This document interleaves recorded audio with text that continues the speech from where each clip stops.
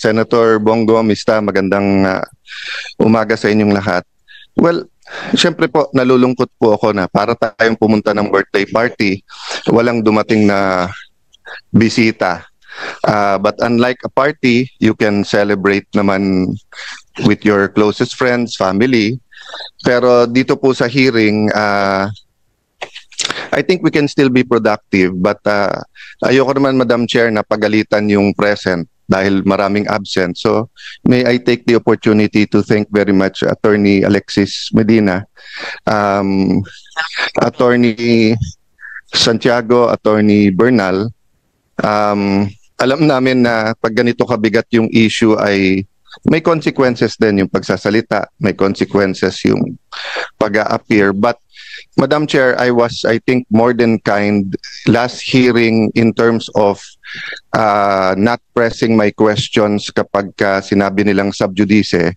But just to clarify, well settled na yan, whether sa jurisprudence or sa history ng Senate, na mere filing of a case or mere pendency of the case does not stop the hearing, nor is it a reason for them not to discuss. In fact, pagka yung executive department, matetest pa nga yung consistency na kung ang sasabihin nila dito at sasabihin nila dun sa korte ay pareho. Yung sub judice rule kasi, and correct me later on, Attorney Medina, kung mali, it's really more of to protect the integrity of the court and the fairness para hindi dinidiscuss yung case, para hindi sila ma-pressure. Yung sub judice rule is not meant para yung kung may inconsistency sa ibang bodies, sa SEC, quasi-judicial bodies, or dito sa Congress or sa Senate. Kasi kung yun po ang kaso, di lahat ng ginagawa ng mga COM ngayon, ng mga TRICOM, QUADCOM, ang kailangan lang gawin ng witnesses nila ay mag-file ng kaso against themselves. Tigil na yung hearing, no? Number two, there are many points regarding other guests, for example, General Torre, no? He's not covered by executive privilege unless the president talked to him directly. Ang executive privilege, sa pagkaalam ko, kasi kasama po ako doon, ako po nag-chair nung investigation sa ZTE nung na-discuss po itong mga issues na to at na-bring up for the first time in, at least in a recent history, yung executive privilege. Ang purpose ng executive privilege, pareho din ng purpose nung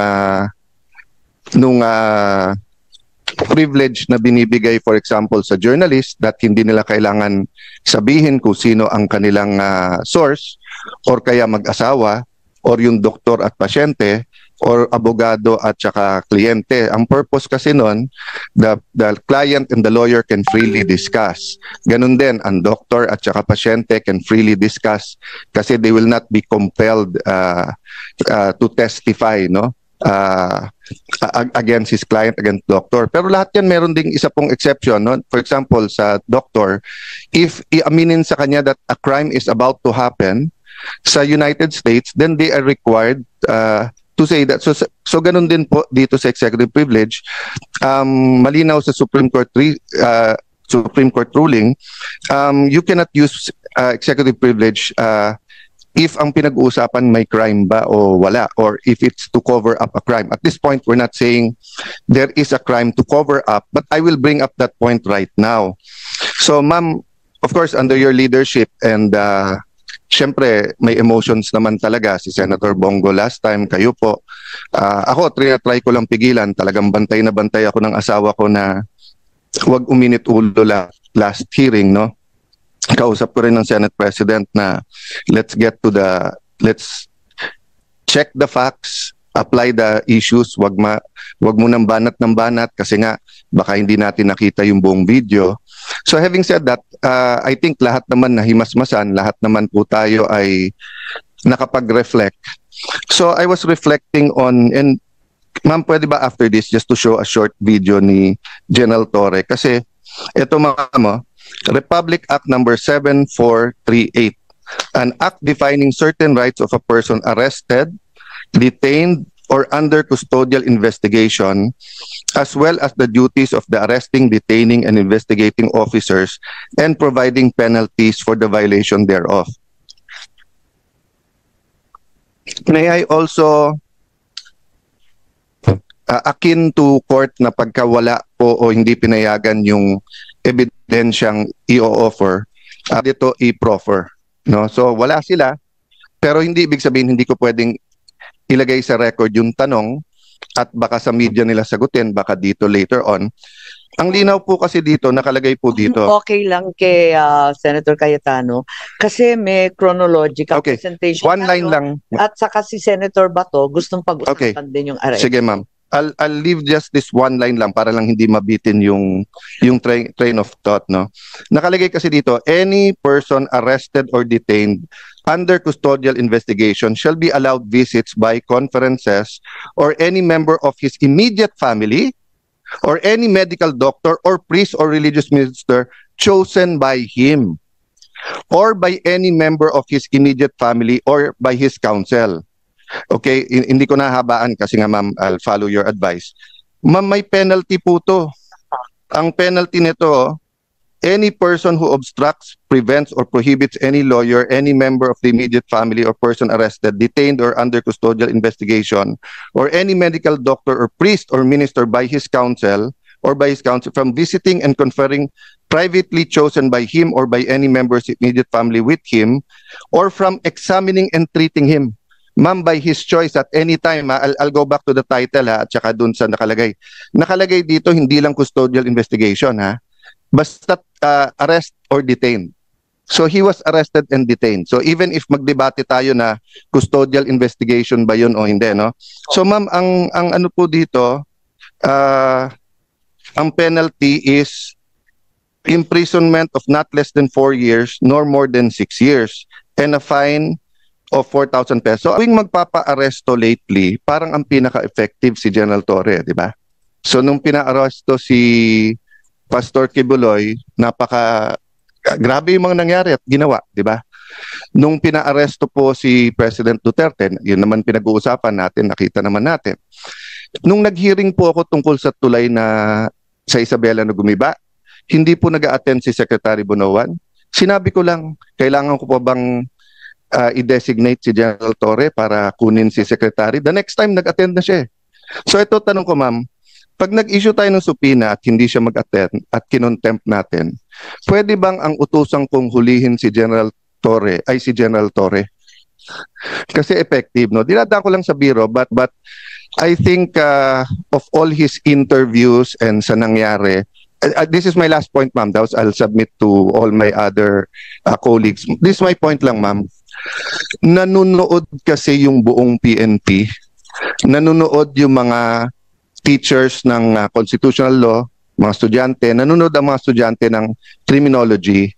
And di ba sabi nga nila, yung bata, hindi mo pwedeng turuan sa salita. Natututo yung bata sa gawa. So ganun din sa gobyerno natin. Pag sinabi nung mayor, no corruption, pero corrupt siya, ang dating sa mga department head, pwede mag-corrupt. Diba? Pag sinabi ng COMELEC officer sa isang probinsya, no cheating, pero pinayagan niya yung cheating or vote buying, ang papakinggan ng tao, hindi yung salita, yung gawa eh. So kung mali yung pagka-aresto, nangangamba ako na especially sa lugar na walang internet, walang cellphone, baka ito yung masunod eh. Humihingi sila ng counsel nila o doktor, tapos hindi pagbibigyan, no? And then the last point doon, ma'am, is that bakit kapag ka lower rank, meron pong isang vlogger, di ba, na PNP, na nagsorry na kaya parang okay, pero hinuli, tapos kakasuhan. I understand that. At magandang rule yon na pagka ikaw ay sundalo o pulis, ay hindi ka basta pwedeng, hindi ka pwedeng partisan, di ba? Pangalawa, kailangan bantayan mo sinasabi mo. But I'll give you 2 examples, ma'am. Bakit po si General Torre, kung ano-ano sinasabi sa kung ano-anong interview, hindi naman napapagalitan? So ang dating po sa lower rank, bawal partisan kung kalaban. Kung kakampi yung sinabi mo, pwede. I'll go to a non-partisan issue. And I respect this person very much. I think he's one of the best chief of staff, personal friend, etc. Kaya lang, as a former secretary of the DFA, I have to mention this, no? When the AFP chief of staff said, prepare kasi madadamay tayo kapag ka-invade yung Taiwan. Tayo po ay may one China policy. Ano po ang magiging reaction natin nung sa Marawi siege kung sinabi ng China, prepare kasi pag sinugod nila yung Marawi kapag nilabanan nila yung secession sa Mindanao, mai-involve tayo. Magre-react din yung foreign affairs natin, hindi ba? Kasi nga may one China policy tayo. Don't get me wrong, ha? Ayaw natin ng gulo sa Taiwan. Nakikisimpekto tayo sa democracy ng Taiwan. We want them to coexist with mainland China. But having said that, we have to be sensitive. So the right person to speak is either the DFA or the presidential spokesperson, hindi po sundalo or police, no? So I'll stop there, ma'am, pero sana nga consistent tayo para hindi nalilito yung mga kawani ng gobyerno kung ano talaga ang tama at ano yung mali. Thank you, Madam Chair. Maraming salamat, Senator Cayetano. Maliwanag na maliwanag ang inyong pag-unawa at pagbabalangkas nung sub-judice, pati yung executive privilege kasi naging cabinet member nga kayo at talagang may limitasyon yon. Mag-umpisa tayo kung hahayaan ninyo ng chronological, at nais ko lang ipakita na sa kaguluhan nung nakaraang taon, sa Mayo pa lamang nagkaroon na ng briefer tungkol sa aresto ni Presidente Duterte. Hindi tama yung sinasabi na walang kinalaman ng Pilipinas dito. Ilang beses tinatanggi ng ating mga opisyal, sana narito sila para ipaliwanag. Subalit nag-press release po ang liwaliwanag nung DOJ Assistant Secretary Miko Clavano, May 8 ang kanyang mga press release, at sa kalagitnaan ng kaguluhan tungkol sa PI, yung ating People's Initiative, sa kaguluhan ng Davao at Maisog rallies, ay biglang nagkaroon ng bagong briefer na ginagawa ng DOJ. Ito ay unang-una for the potential arrest of President Duterte, ikalawa ang pagbabalik ng Pilipinas sa ICC. Maliwanag na last year pa, May of 2024, nag-umpisa na ito. At sabi rito, aware naman tayo na yung policy ay hindi papasukin ng ICC. Pero posible naman mag-iba. So, yun ang nakakaabala dito. Mayo pa lang, pinaplano na yata ito. At kahit sinasabi ng ating kagalang-galang Secretary of Justice, sana narito siya, sabi niya, labas-masok ang dayuhan sa Pilipinas. Libo-libo sila, daan-libo pa ang pumapasok na waring di natin nalalaman. Ngunit, kilala ng ating Bureau of Immigration ang ilang ICC, mga tauhan na klaro na pumasok dito. Unang-una, maliwanag, si Maya Destura Bracken. Dumating noong October 4, 2024. Siya ay galing US at interpreter siya nung ICC. Maliwanag po yan. At maliwanag din na dumating siya sa Pilipinas. Ikalawa, andito din yung protection expert para ipagtanggol ang mga testigo. Ang pangalan, William Rosato, dumating sa Pilipinas October 15, 2024. Mahabang pagpaplano to. Nakita din natin na may dumating din na isa pang protection expert at iba pang mga dumating na si Amir John Kasam. Dumating October 20. At yung investigador, dumating din sa October 24. Siya yung huli. Ang huling ICC na nasa record ko, October 24, Glenn Roderick Thomas Cala. Siya naman yung investigador at hindi ko alam kung kompleto na ito dahil meron pang binabanggit na Robin Croft na abogado naman nila At may binabanggit din sa kanilang mga usapin na bagong team ng tatlo parating daw ng 19 October. Hindi ko na nakuha yung pangalan, pero maliwanag na merong mga dumating na ICC at nagpakilala bilang tauhan talaga ng ICC na may kanya-kanyang espesyalidad. May protection expert, may investigador, may interpreter, may abogado. Klaro po yun at itinira, hindi natin sa sigurado ang binabanggit at sinulat nila sa kanilang immigration papers, Midas Hotel, Raffles Hotel, Diamond Hotel. Humingi rin sila ng protection detail and transport sa Pilipinas. So maliwanag na ang Pilipinas ay tumulong at talagang nagpakita ng partisipasyon. Matagal na ito, Mayo pa, tapos October pa, kaya nagtataka po tayo kung bakit tinatanggi ng ating mga opisyal na may ganito. I also received information na yung ICC personnel pala may agenda, may mga impormasyon galing sa administrasyon na hinihingi. Ang mga hinihingi nila sa agenda nila, unang-una bank account records June 2016 to 2019 ng isang Peter Parungo. Meron din silang mga hinihingi ng mga blotter, mga seized evidence, radio transmissions sa Police Station 6 sa Batasan Hills, QC. Alalahanin natin na meron tayong bank privacy. Kaya nakakapagtaka bakit yung bank account records na kami mismo dito sa Senado hindi makuha-kuha na ibigay sa ICC. Pati na rin yung mga tactical operations ng pulis, pati na rin yung records ng East Avenue Medical Center sa lahat ng dead on arrival between July 2016 to 31, 2017. Lahat ng detalye ng postmortem autopsy at mga inspeksyon.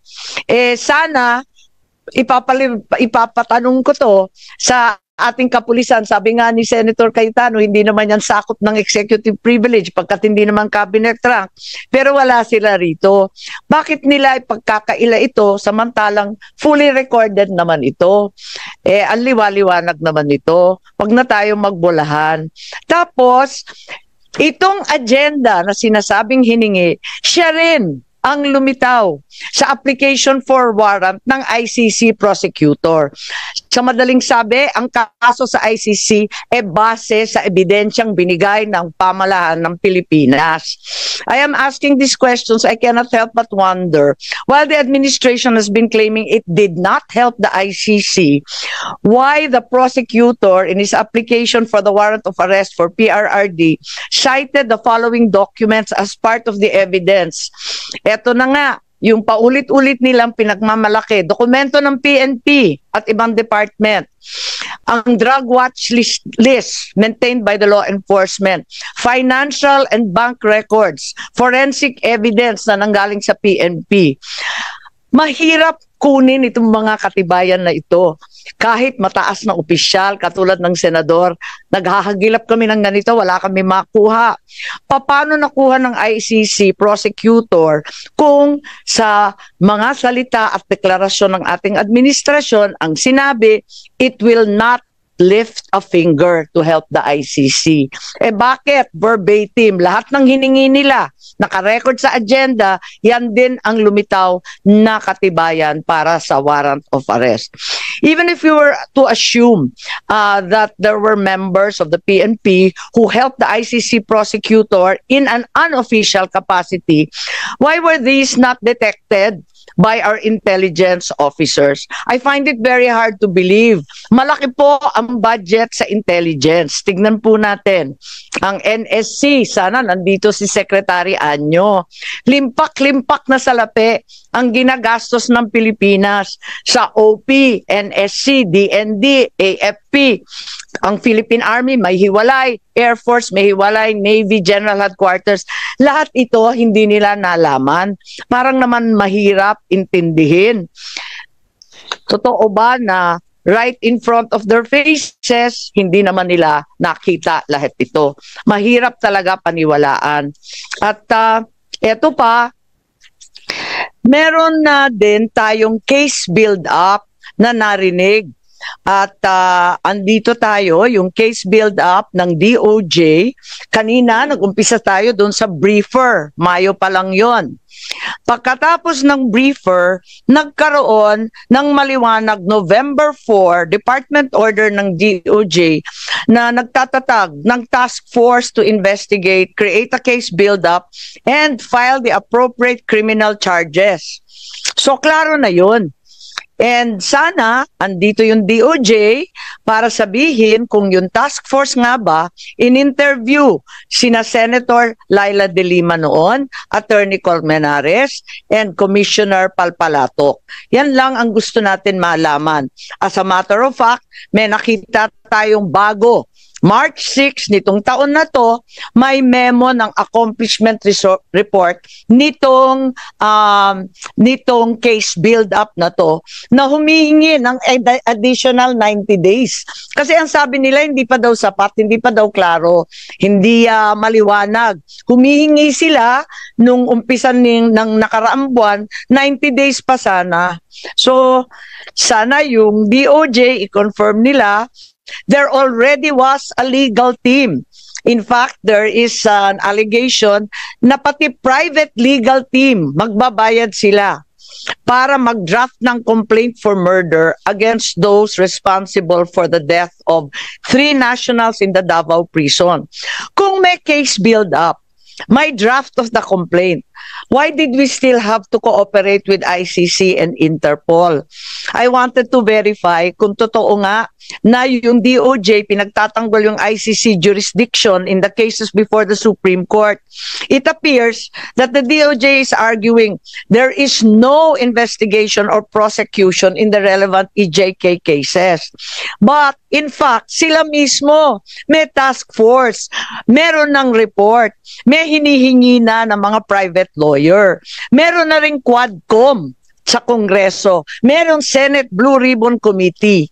Ano ba naman ito? Mismo si Solicitor General talagang umatras na sa pagtatanggol ng posisyon na yan kasi ang sabi nga niya talaga namang meron ng case build-up mismo sa ilalim natin sa building na ito sa DOJ. Kaya hindi po katanggap-tanggap. At any point, kung ang ating mga kasamahan may dadagdag, pakisabi na lang po. Pero eto pa, narinig natin na mayroong Oplan pursuit.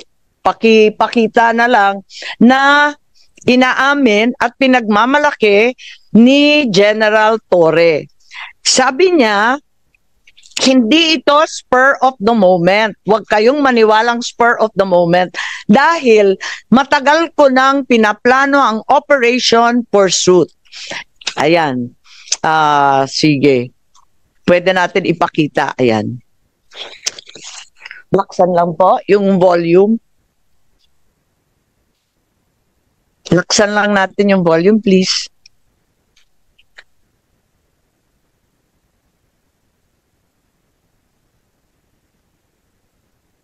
Dapat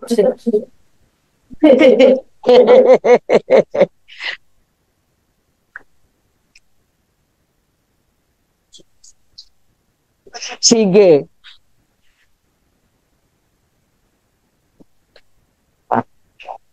Hindi nag-stop.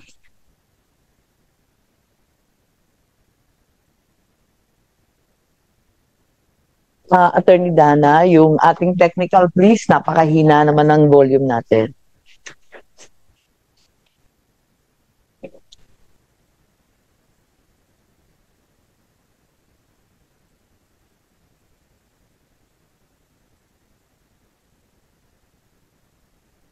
Paano yung kasi kailangan niyo po talaga siyang ilipad sa daig no matter what on that day. So paano po ibinaba sa inyo ni PNP Chief Marbil na how did he say that to you na no matter what we need to fly the former president to the Hague and we need to implement the ICC arrest warrant? Arrest him and bring him to the Hague. Yun lang. Simple as that. Arrest him and bring him to the Hague. Sagot ko lang, sir, bigyan mo ko aeroplano. O di ayos. And then the rest, you planned everything. Pero matagal na yun eh. Ang plano na yan, matagal na yan. Hindi yan spur of the moment eh. Matagal na yan. And Nagkataon lang na talagang yun, the opportunity arose.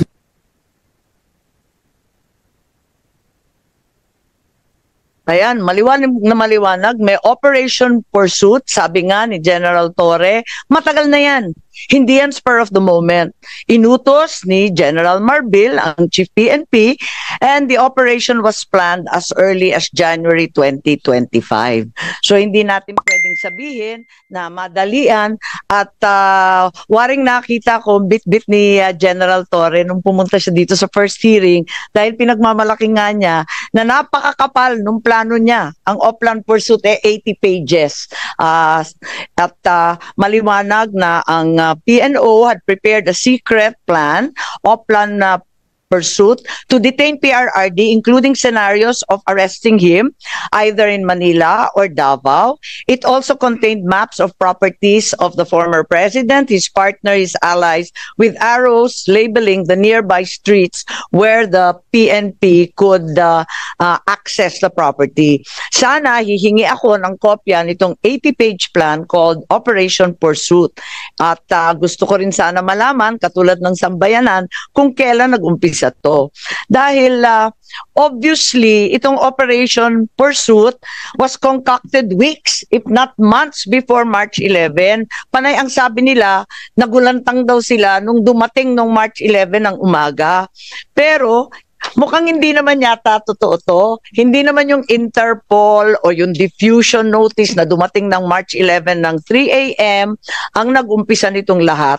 Kundi, nung nakaraang taon pa, Mayo pa lang, klarong-klaro na. Madam Chair, may I move that this committee issue a subpoena duces tecum to the PNP to produce that document? Madam Chair, before you rule on that, did the cabinet secretaries also submit already the whole video? Kasi they said last time na they will submit their version of the whole video. Kasi I agree with Senator Bato that any piece of evidence that is not confidential or does not violate national security should be handed over so that we can be fair to them, diba? We don't want to come out with reports then sasabihin nila ay hindi yan yung nasa buong video, ay hindi yan yung nasa plano, diba? So maybe we can request them and then if they don't give it then we subpoena it. But I submit to you, Madam Chair. Yes, I'm in full agreement with both our senators, and certainly the comment that there was no plan until they received the Interpol warrant or diffusion order is highly doubtful. Pati yung New York Times, alam yung balita tungkol sa plano. Bakit tayo walang maibigay na plano sa ating komite? Pagkatapos yung complete video na hinahanap ni Senator Cayetana, tama po kayo. Hanggang ngayon, hindi pa nabigay. Pero baka kasi kasama sa 80-page plan yung paghuli kay Senator Bato. So hindi talaga pwedeng ibigay muna sa atin. Senator Bato, anong comment nyo dan?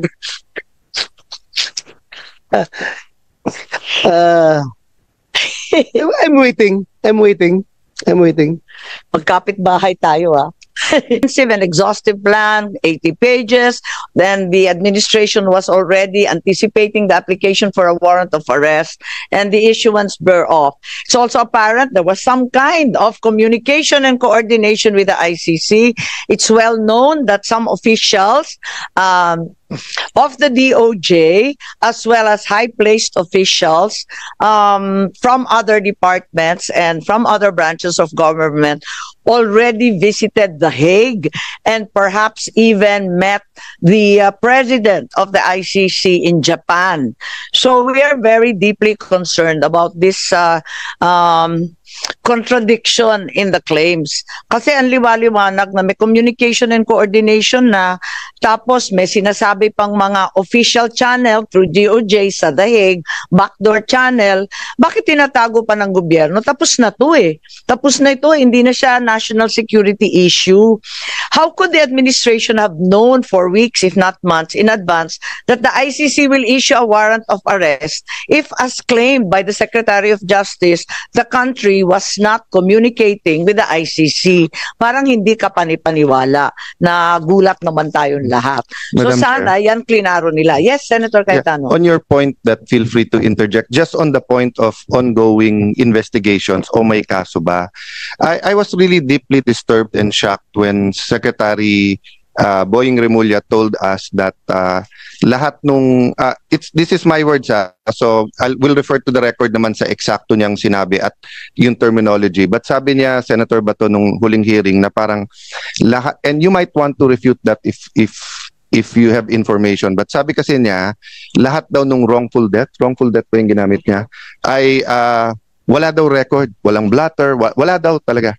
Tapos halimbawa may gunshot wound, tapos nakalagay cardiac arrest, di ba? I don't know if that is cardiac arrest because of I don't know, but ang point ko lang, na surprise at na-shock ako because when I was in the cabinet, before kami mag-explain abroad, hindi binubunot sa hangin yon. Nagmi-meeting yan, whether with the DILG or whether with the Chief PNP. I have had several meetings with Senator Bato when he was Chief PNP and I was still a senator. Kasi hindi naman ako magsasalita dito na hindi ko muna tinanong sa kanya. So, aside from yung mga ni-reveal mo na very telling details, I think we owe it to the public. Yung sinabi po ng, let me frame it this way, no? Kung pro Duterte ka, you want accountability.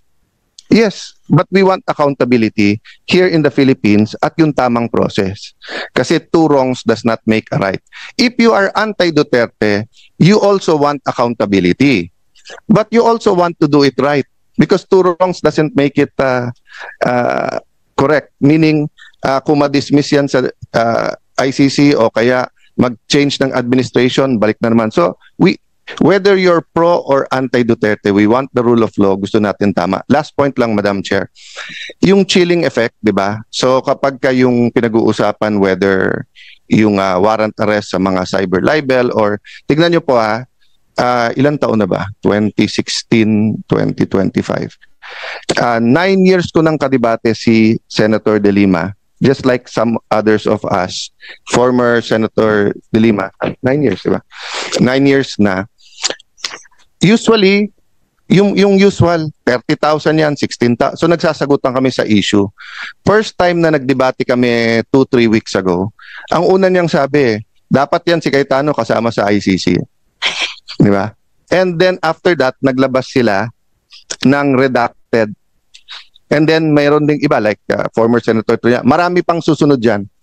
So may chilling effect to. Sa akin okay lang kasi sanay akong akutin di ba? Sanay naman na ganun. But ang point ko lang, Madam Chair, that's why we have to get to the bottom of this. For example, in the case of Senator Bato, kailangan alam natin pagka may lumabas, kasi maraming progressive groups. Siyempre, dahil nga sa history kay President Duterte, I'll assume good faith sa progressive groups. Assuming na human rights activists sila, assuming na may mga napatay na extrajudicial killing, naisip ba nung progressive groups na yan na pag biglang may nakitang hukay wherever in the Philippines, kahit sabi mo yung hukay na yan ay 20, 30, 40 years na, at may 50 nakalibing doon, or 43, katulad na rin lang nung kay President Duterte. Tapos ang sabihin nung kusino man, let's say retired military or retired intelligence officer, sir, mass grave nung komunista yan. Pinatay yan during 2012. Nung pinatay yan, 2012, may ICC pa. Payag ba tayo na yung mga progressive group, pati yung mga congressmen na progressive group, ay bigla na lang kukunin, isasakay sa airplano, dadalhin sa Hague, na hindi sila makakapunta sa Philippine courts? So, whatever kasi we decide here and whatever as a nation we decide, Madam Chair, is applicable to all of us. Di ba yung sinabi ni President Erap na weather lang yan? Kaya kailangan may batas. Para kahit anong weather, klaro yung karapatan mo. So let me stop there, but thank you for that intervention, Madam.